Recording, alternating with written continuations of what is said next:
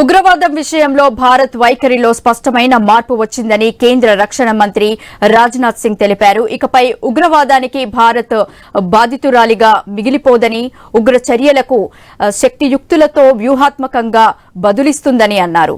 జమ్మూ కాశ్మీర్లోని ఉధంపూర్లో northern command వద్ద సైనికులతో ఆయన ముచ్చటించారు. పీఓకేలోని ఉగ్రవాద మౌలిక సదుపాయాలను ధ్వంసం చేయడంలో సాయుధ బలగాలు, నిఘా సంస్థలు చూపిన ఖచ్చితత్వం, సమన్వయం, ధైర్య సాహసాలను రాజ్నాథ్ సింగ్ ప్రశంసించారు. ఆపరేషన్ సింధూర్ ఒక సైనిక చర్య మాత్రమే కాదని, సరిహద్దు ఆవల ఉన్న ఉగ్రవాదులకు, వారికి మద్దతు ఇచ్చేవారికి ఒక హెచ్చరిక అని అన్నారు. భారతదేశ ఐక్యత, సమగ్రతకు హాని కలిగిస్తే ఇకపై సహించబోమని, తగిన రీతిలో సమాధానం చెబుతామని స్పష్టం చేశారు.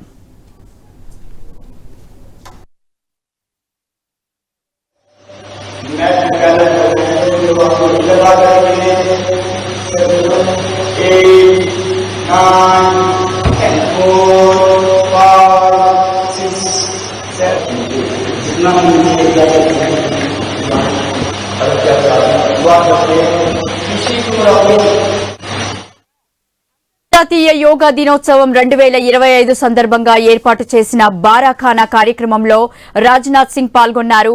ఈ సందర్భంగా సైనికులు తమ శారీరక, మానసిక ఆరోగ్యంపై దృష్టి సారించాలని పిలుపునిచ్చారు.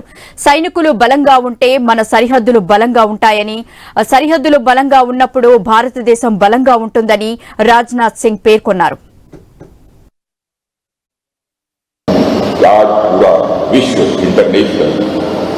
योगा डे मना रहा है और हमारे ऋषियों और मुनियों योग की एक ऐतिहासिक परंपरा और विरासत को आज पूरी दुनिया फॉलो कर रही है। साथियों, हमारे यहाँ योग केवल एक अभ्यास नहीं है, बल्कि एक वे ऑफ लाइफ है, जीवन जीने का यह तरीका है। और यह कोई नई बात नहीं है, ये हजारों वर्ष, लाखों वर्ष, हजारों वर्ष पुरानी यह भारत की परंपरा है।